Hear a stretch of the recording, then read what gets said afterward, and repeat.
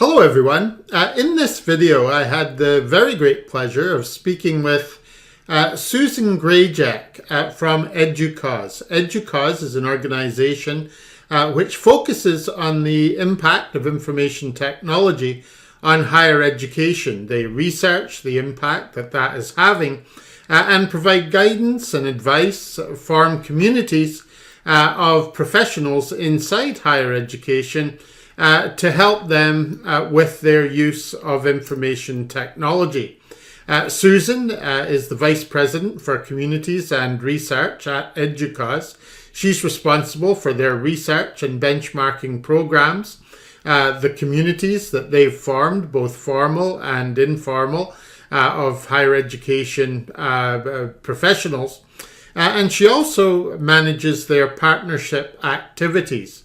She convenes their IT issues panel, which releases their top 10 information technology issues annually.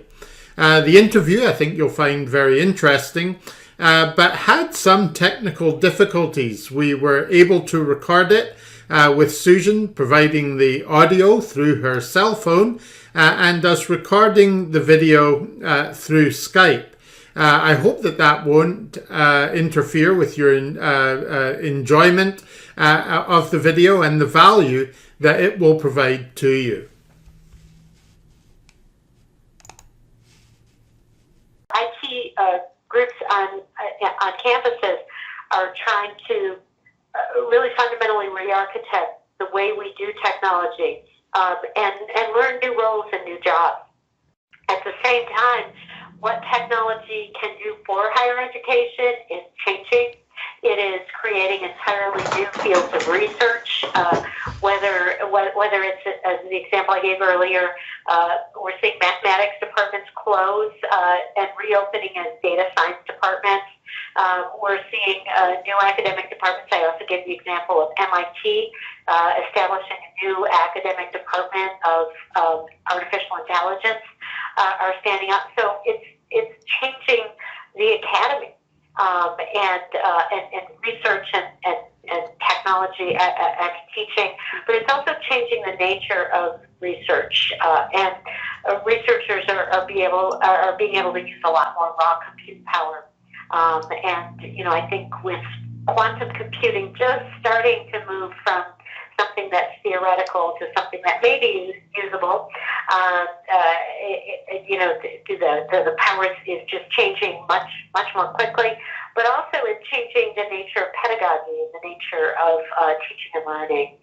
And so we're being able to teach with new tools. We're being able to really reach online learning is getting a lot better and a lot more ubiquitous, and so you're seeing institutions creating entire degree programs or entire institutions that are focused around online learning. That's changing the nature of the academy. So there's this trend now, and we don't know whether it's going to take over all of education. Probably not. But it's certainly bringing in more students. This notion, the rise of the mega university.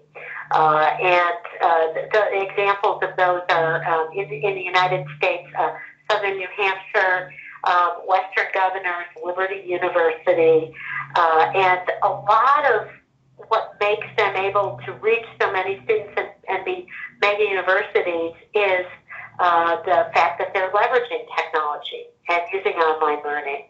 So, Peter and I, we were just talking at the beginning of this call about we're both doing our jobs a lot from our homes. And now students and faculty can do their jobs from wherever they are, whenever they are. So really enabling a lot more asynchronous and yet highly interactive learning. And so I kind of segued. And what we're doing overall in EDUCAUSE is we're calling these big major shifts in what technology can do, but also in how higher education is changing. We're using the term that many others are using, digital transformation. But we have developed a definition of digital transformation for higher education. And we're using the shorthand phrase DX, capital D, small x. And we're saying that DX is being driven by changes in technology. Also, decreasing confidence in higher education, the changing definition of what constitutes higher education and what is it for. And so these drivers are creating a shift in culture, a shift in technology, and a shift in the workforce. And when I say culture and technology and workforce, I mean not just within the IT function, but extending throughout the academy, throughout the institution. And those shifts are happening in order for us to really truly remake teaching and learning, truly redefine research, and then fundamentally change the value proposition of higher education and the business model in hopefully positive ways. And I know you're going to ask me a little bit later on, Peter, about ethics and things like that. So I'll pause there. Let me just give you some specific trends that we are seeing being adopted. And this is where I think we left off, and so I'll restart from here. We have identified 6 particularly influential trends that over 60%, so over 6 in 10 colleges and universities are telling us are highly influential at their institutions. The most influential trend is the growing complexity of security threats. Haven't talked about security yet. Security is not something that you say, I want to have, a great, I want to differentiate my institution by being great at security. But everybody has to be very good at security. So it's fundamental, and it's just becoming an increasing challenge. The complexity of security threats is our second most influential. Student success focus and imperatives is another influential trend. Data-driven decision-making, another one. The increasing complexity of technology, architecture, and data, so that sort of fundamental remaking of the technology function. And then the contributions of IT to institutional operational excellence. These are the big trends that we're seeing. And then let me also summarize the technologies that we're seeing as being most influential. Now I'm switching. Let's see here.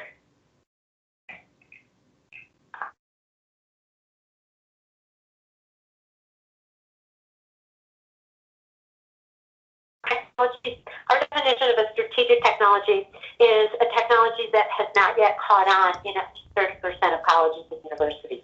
So it's really an emerging technology that institutions are telling us they are spending the most time with. So that's our definition. And I'm just going to read off the top 10, and I'm also going to paste them into the chat room just in case that works for you, Peter. Yeah, I can share them with the students, in the material that I give to them. Wonderful. And what I'll do also, Peter, is I will send you a link to our publications on these topics as well, so that you can share those with the students. So number one, technology is use of APIs.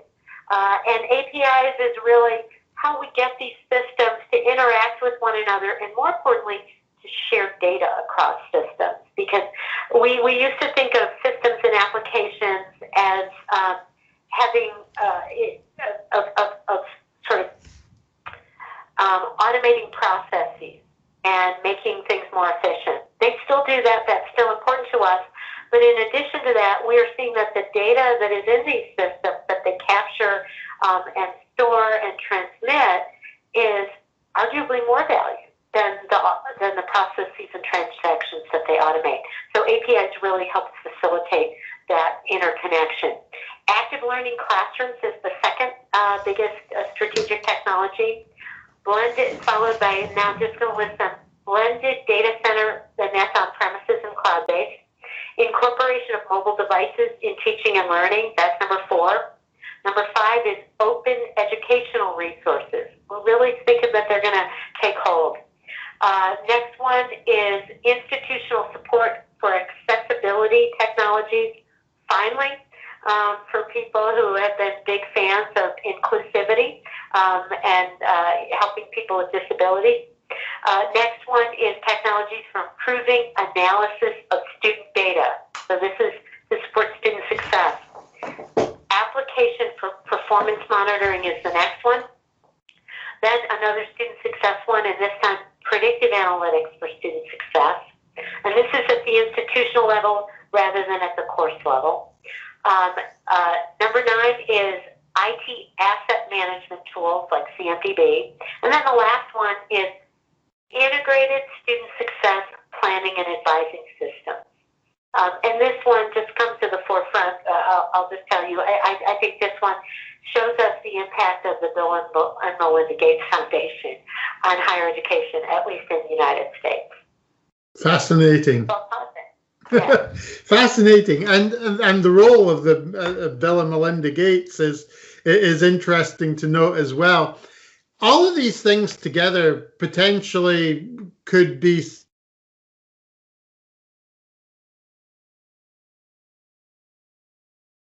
institutions are concerned, to some extent, perhaps could be described as a digital disruption. How do you think the institutions are going to change? You know, what will the experience be for people inside them with all of these technologies being applied? You know, I can give you my best guesses and acknowledge that they're just guesses, and they are probably greatly impoverished intellectually and imaginatively based on what the future will actually hold, which is true of most foresight, right? Yeah. So I think another trend that I haven't mentioned, it's a trend that we track, but it isn't. It's influencing higher education, but it isn't one of those most influential, and that is the change of credentials and alternative credentialing models. Only 13% of institutions say that they've really incorporated that into their technology strategy. But I think that this is a big way in which higher education is going to change, and I think it will truly disrupt the way we do post-secondary education and the stability of colleges and universities, because colleges and universities traditionally have had really a chokehold on that post-secondary credential. And that has been the moat around our castle that has protected us from invading other forms of credential granting. But now that's really being shaken up as really students and the public are starting to say, you know what? A 2-year or a 4-year or an advanced credential is nice, but it's awfully expensive, and I don't actually need that to get a job or to get a promotion in my industry or even to change industries. What I really need are some professional credentials, like a project management certification, product management certification, and the like. And there are plenty of organizations that provide those alternative credentials. Mm-hmm. So I would predict that colleges and universities, and we're already seeing this, will start to experiment and then hopefully embrace the credential beyond the bachelor's degree, the master's degree, the associate's degree, etc., and start to affiliate with and try to brand and grow the influence of particular credentials. And so you may see the University of Waterloo really focusing on your long reputation for excellence in computer science and technology, mm-hmm. and saying we're going to become a world-class center for granting specific micro-credentials in this, mm-hmm. so that I don't have to enroll and give you the next 2 or 4 or 6 years of my life to get a credential from University of Waterloo, but perhaps I'll give you the next 6 weeks of my life, mm-hmm. On weekends or evenings, and get a micro-credential that I can be proud of, that will be meaningful to employers and others in my profession. So I think that's going to be a big, big change. Another big change is the change in lifelong learning. learning. I'm sure that you've probably seen and read about the fact that thanks to a lot of technology changes like robotics and artificial intelligence, there are a lot of predictions that today's jobs are going to get automated and be done by machines rather than people anymore. People are talking about, why do I need to become a certified public accountant? Because that's going to get automated. Perhaps the job of being a physician will get automated, or being a college professor or the like. Right? We just absolutely don't know. And so that means that all of us are going to have to become a lot more flexible about gaining new skills. I think that colleges and universities, starting with their alumni networks and then branching out from there, can be that home that people can go to get retrained and retooled, but also to get advised and advice on how do I rethink my purpose and my worth in the workforce. Because I think that we're placing too much assumption on individuals being able to navigate that on their own. Let's face it, there are a few of us who are consistent go-getters and can rethink and transform ourselves and redefine ourselves, but most people can't. And so I think colleges and universities and faculty can rethink their role and not just leave that to the self-styled life coaches of the world. So I think that that's going to be a big deal. Our ability to reach people anytime, anywhere will also rechange things, remake things. So these are just a few of the examples. And then the other one, and it may take longer or it may not, sadly. But I think another thing, not related to technology, but perhaps mediated and facilitated by technology that I really think is going to have a big impact in the coming years and decades is going to be climate change. I worry a lot about climate change. And I see this in my profession. I work from home, but I have to travel a lot. And also because I work in a workforce that, spans the east to the west coast of the United States, I see the impact every day on climate change in my country. And there's hardly a day goes by that I'm not interacting with some colleague or other whose life is not strongly impacted by a particular change event. There's just somebody I was interacting with today, a guy who works for me, who lives in Nashville, Tennessee. His kids are off school today because flooding is affecting the area, right? And so I think that we in technology will have an opportunity to hopefully soften the impact of climate change on our ability to learn, to teach, to do research, and hopefully maybe even contribute to the impact of climate change overall. Absolutely. And I mean, you described there too the idea of a lifelong relationship, if you like, between the student and the institution to support them throughout their career. And it kind of reminds me of what already exists as far as the professional organizations are concerned, where, you need to do constant recertification and upgrading of skills. There's a representation of the profession and things like that, which certainly makes sense that would become a role that educational institutions might play in a more trusted way, perhaps, as well. But for the institutions themselves, do you think that some institutions are going to do well in the future, are more ready to take advantage of these, challenges and opportunities, I guess, and others perhaps less ready? Which ones are going to do well, and what do organizations need to focus on to do well? I think I think that some will do better than others, and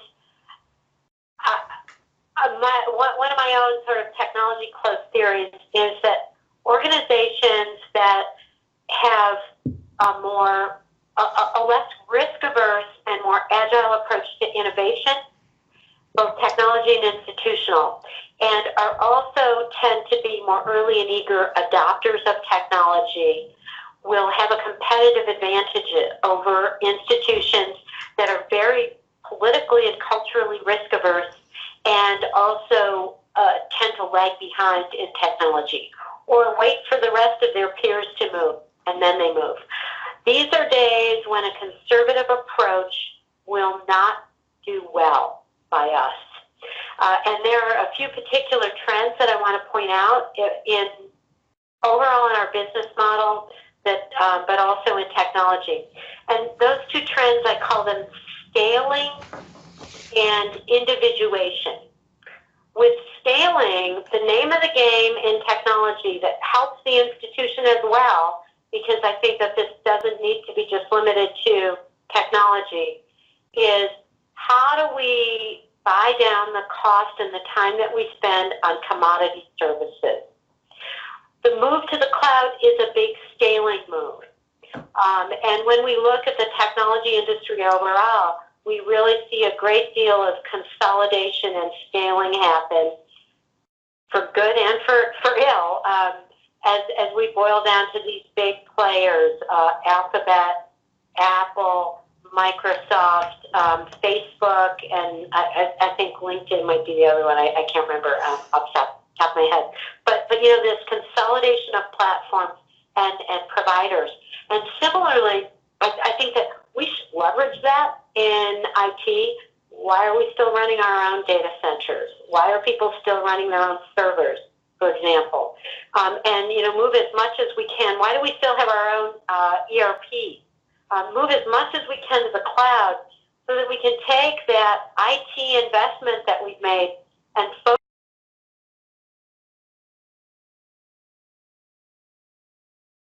to the individual constituents that we serve, help support directly teaching and learning, research, and community service, clinical care for those institutions with medical campuses, etc.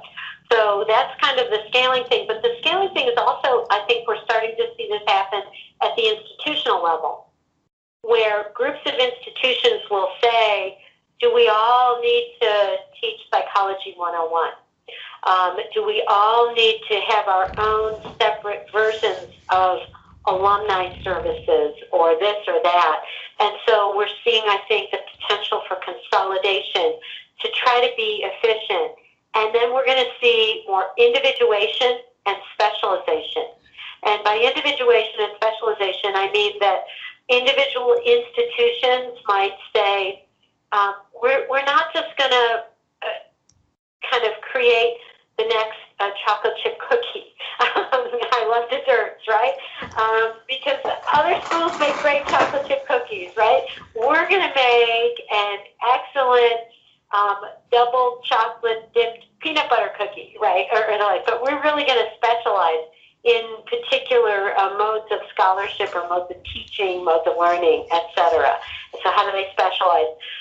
But another way in which we see individuation happening is a lot of the power and control and influence of using technology and of also navigating in our society is moving away from the institution to the individual. Whether it's this smartphone that I'm holding or your ability to create your own storage network or the like, or social media, and now you can become an influencer on Twitter and Instagram and the like, or creating your own brand with Etsy. But kind of all of this power is moving to the individuals, and so I think that we're seeing a lot more of that. And what institutions and what solutions are doing to sort of ride that wave is they're trying to give as much influence over as they can to individuals, but they're also trying to tailor and market and focus their offerings, customize their offerings, personalize their offerings more for individuals. And that's where technology comes in again with artificial intelligence, machine learning, and analytics. So how do I shape what I do as an institution to you as an individual learner, an individual faculty member, an individual alumni, a particular community? So these are some of the other ways in which I think colleges and universities that think about individuation, think about scale, and really how they can buy down costs through scaling and how they can increase value through individuation. Then can they move quickly with a more open and agile approach to innovation? And can they capture and leverage technology quickly through a better approach to adoption? Big challenges there for professors and students and the nature of the educational product. And I want to talk about those. Before we do, the administrators in an education environment that are administering the processes that are there now, you've mentioned some of them as far as looking after the technology is concerned with the movement to the cloud and away from maintaining our own systems. But for administrators and non-academics in the institution, clearly their role is likely to change substantially too. Absolutely. And, you know, one of the big trends that we're seeing right now is that everybody needs to get more data literate. Everybody needs to get more comfortable using data to help them make decisions, asking questions in ways that can be answered through data, and being able to think about data very, very critically. In addition to that, people also are trying to become more efficient in the processes. And so again, you know, we're seeing sort of in some ways the opposite of individuation happen at the administrator role, where I can't just come up with the process that works best for me and use my instinct and my anecdote to make decisions. But I really have to become much, much more collaborative and interdependent and to work more effectively within a larger group.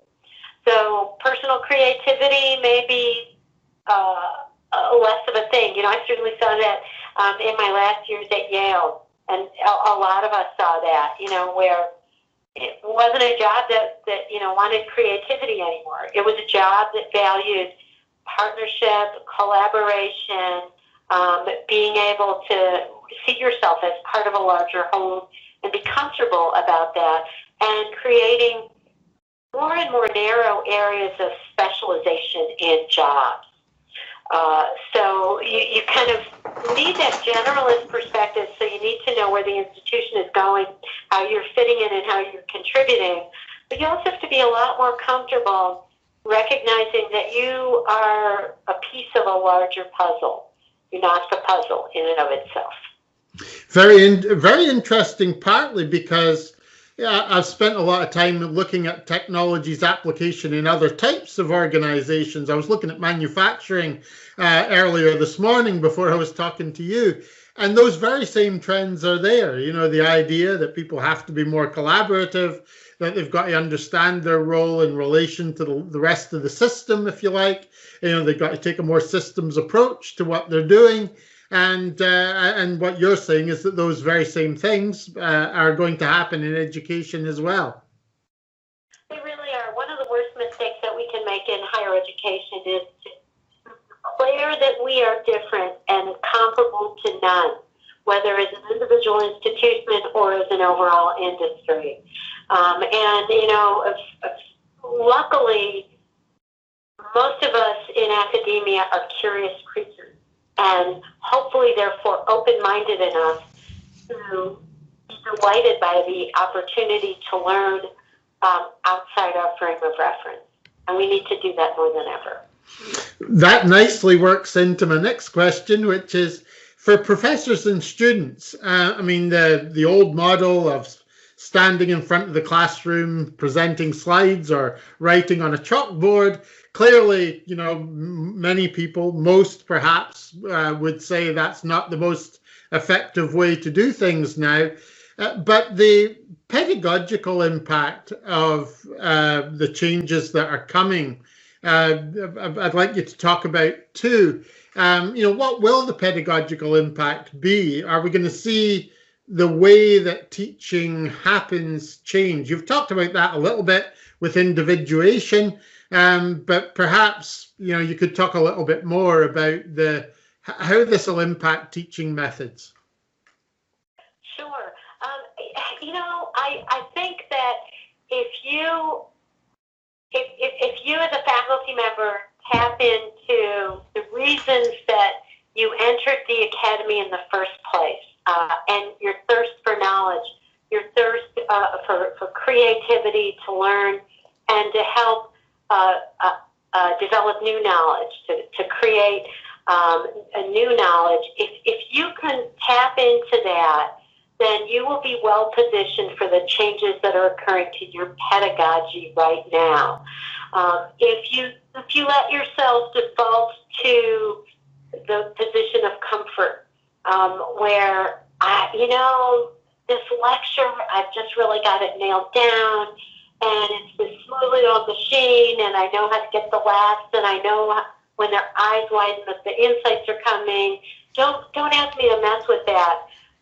Then you'll be in a bad place, because you'll resist just the delightful, exciting ways in which technology can help you teach and bring students in touch with new knowledge in much more exciting ways. I'll just give some examples of the XR technologies that I mentioned before: augmented reality, virtual reality, and mixed reality. What they do, it's not just like putting on the goggles and you maybe getting a little nauseous. It's really, think about what these technologies can do. They can bring us into atmospheres and environments that we can't access on our own. They can take us to the vacuum of space. They can take us back to time. They can take us into the nanosphere, and make them much more tangible than a mere two-dimensional image or words on a page can. So, I think that if faculty can open their minds to that and start thinking about that, it can be really cool and exciting. Most faculty aren't going to do that on their own, any more than, as I said earlier, most of us as individual workers aren't going to create ourselves on their own. So that means that ideally faculty will have guides, and they will have access to people who they can collaborate with and can help them translate their nascent insights and ambitions into really new ways of teaching. And so what we're seeing is the profession of teaching expanding, with new roles emerging and new opportunities to specialize, new opportunities to collaborate. A lot of those are happening within the technology area, within the library, and then within academic disciplines themselves, as we have new professions. And they might be jobs that are taken by master's degree people or PhDs who don't want to teach, but they want to stay involved in pedagogy. And so they can help translate and help faculty say, well, this is the material that I'm trying to teach. These are the insights, the learning objectives that I'm trying to get forward. And, these new technology translators, instructional developers, instructional designers can help faculty really use technology. In addition to that, little known dirty secret, or perhaps widely known dirty secret about higher education, is that very few graduate students learn how to teach. I did not take a course in pedagogy when I went through my graduate training. We learned through the apprenticeship model. We learned by being put in front of a class and saying, you got to teach this lecture. And that's why some faculty are just naturally gifted teachers. And that's also why a lot of faculty aren't so good, because nobody ever taught them. Mm-hmm. We would never put a doctor in an operating room and say, just figure this out. Here's the patient, here's the instruments, go to it. That's okay if a few people die on the way to your learning, but we do that with teachers. And so now what we're seeing is people recognizing that pedagogy is an art. It's a discipline.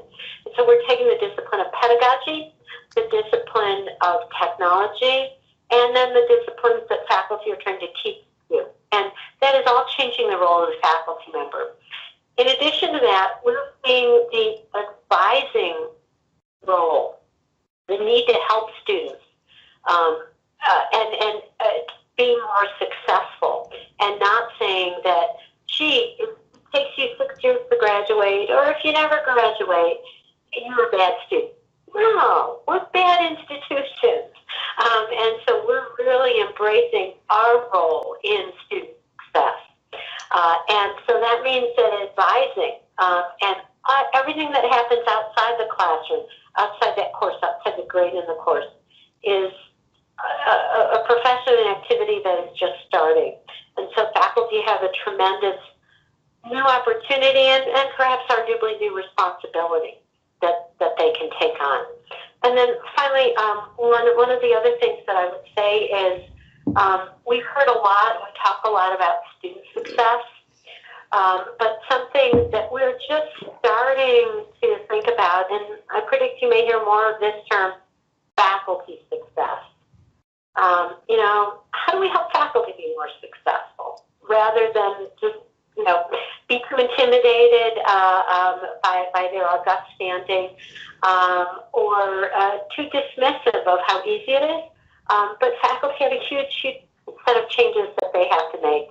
And why should we set them adrift any more than, we set students adrift?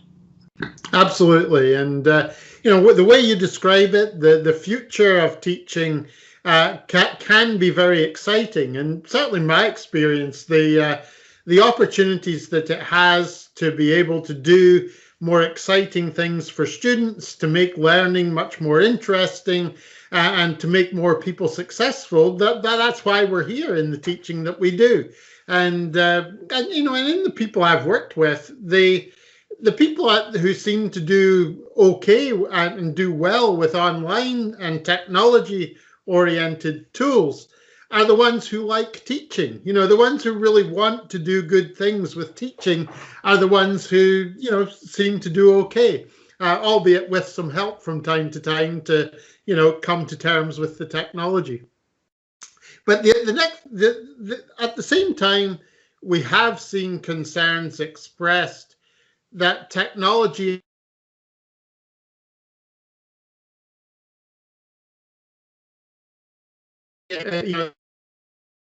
this will mean that standards will go down and the world will be a worse place because education won't be as good. How would you respond to that type of concern? Do you think there are risks to quality? Oh, I absolutely do. And I think that one of the biggest mistakes that as technology evangelists, that other kinds of evangelists make, is that they focus too much on painting the rosy picture and on saying, look at all the new benefits of this new thing. Wow, let's embrace it. We've seen that to our peril with organizations like Facebook, who come too late to thinking about the risks. And so I think it behooves us all not to be Cassandras, not to be Debbie Downers or anything else, but to think soberly and maturely about the risks that could happen. I think one of the big risks is that I worry that we are trivializing the value proposition by overreacting and over-responding to the very real complaints that higher education's gotten too expensive and that it's difficult to get jobs. But you know what? The Great Recession of 2008 was not higher education's fault. And the fact that people who were graduating weren't getting good jobs was not our fault. But I think in many ways we are being held to task and held responsible in an outside fashion. So we are reacting in an outside fashion. We're saying, okay, you want a cheap, fast degree that'll get you a job? We can deliver. In doing that, the risks are that we really do become untethered from our larger, more noble mission, which is to help create citizens, lifelong learners, and people who know how to think. We really shouldn't lose sight of that. We should not be so hasty to close down departments of sociology or classics or to overly focus on STEM education. So I think that we need to internally take all of the inputs that are coming in and seeing if we can imaginatively redefine that broader value of higher education and not just be dictated by people who are reacting.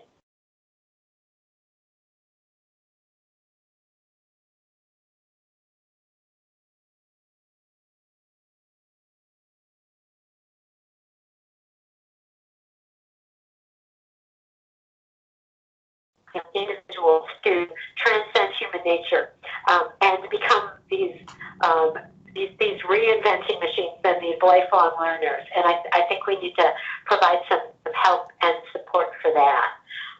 And I also worry about an over-reliance on algorithms that we do not understand and that we are starting to recognize have built-in bias.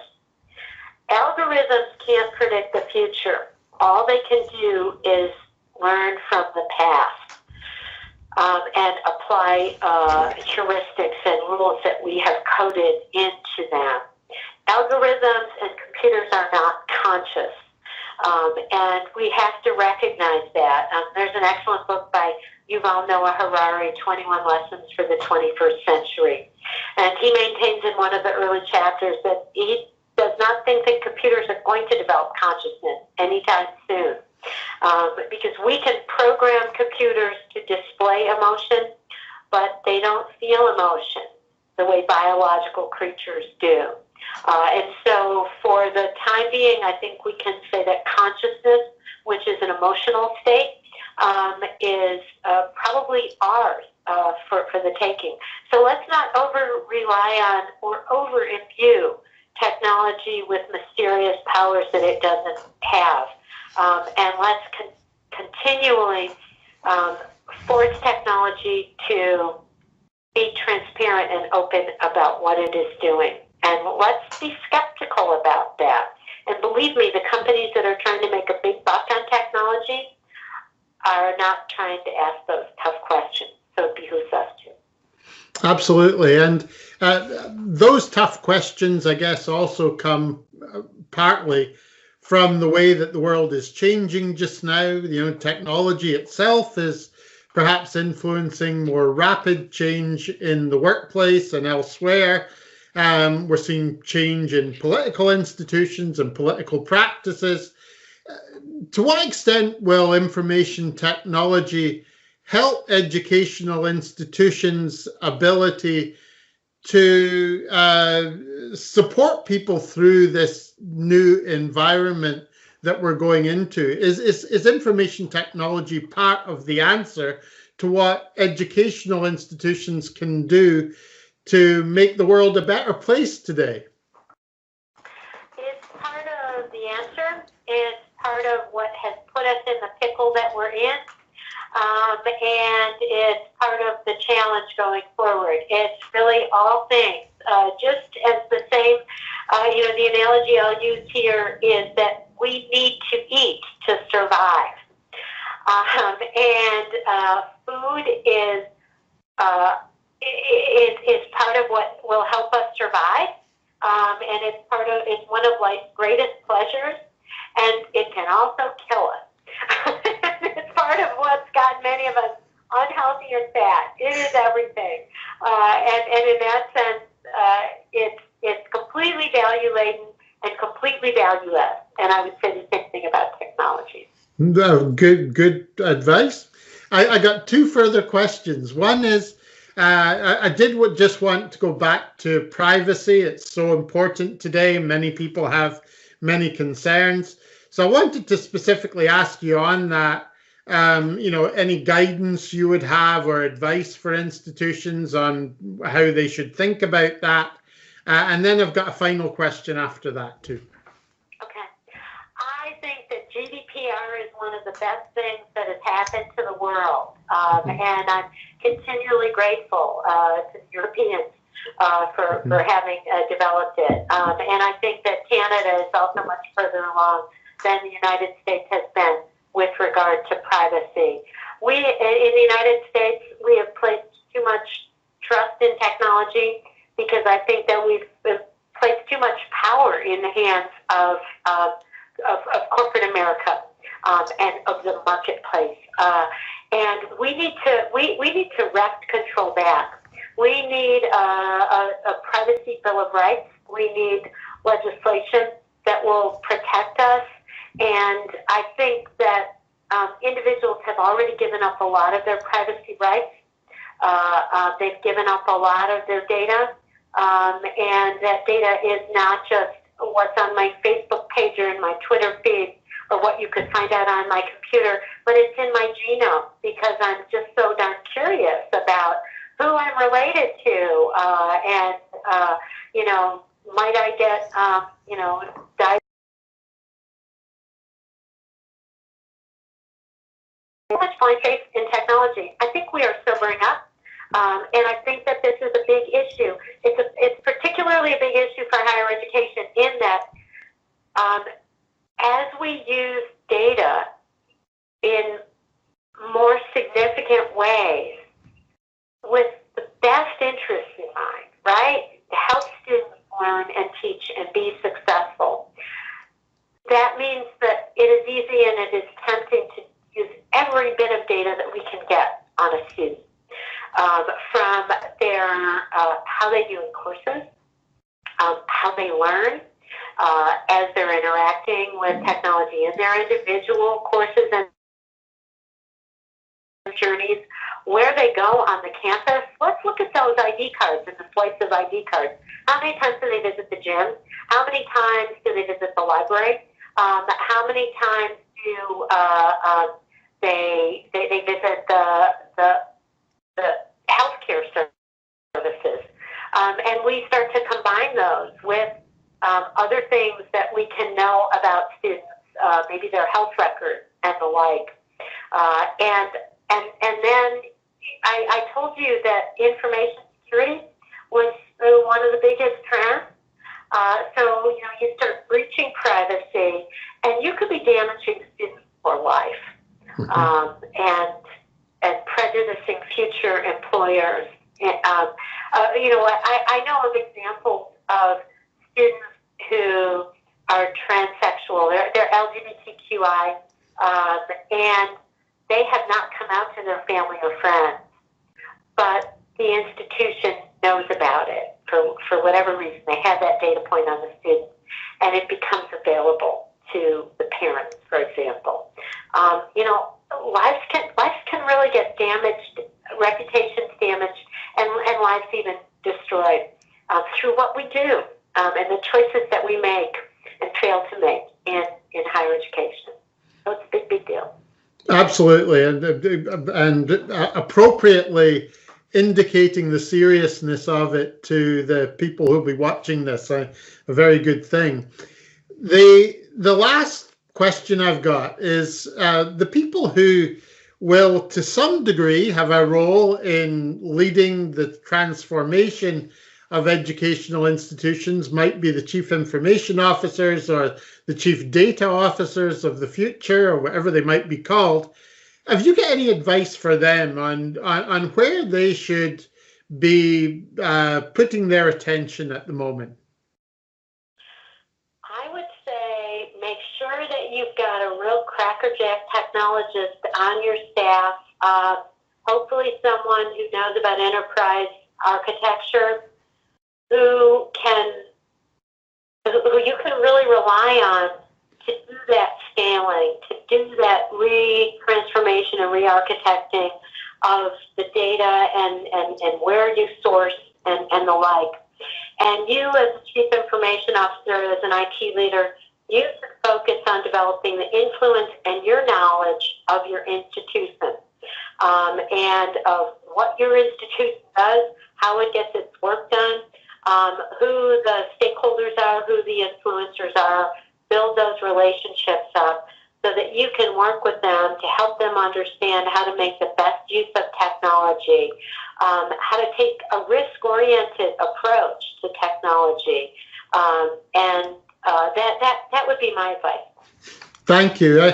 We were a bit challenged technology-wise with this interview. This is the first one I've had to do where we've used a combination of phone and Skype, and but it seems to have worked quite well. I'm really grateful to you for doing this, Susan. What you've had to say, I know, is going to be really valuable to the people who watch it.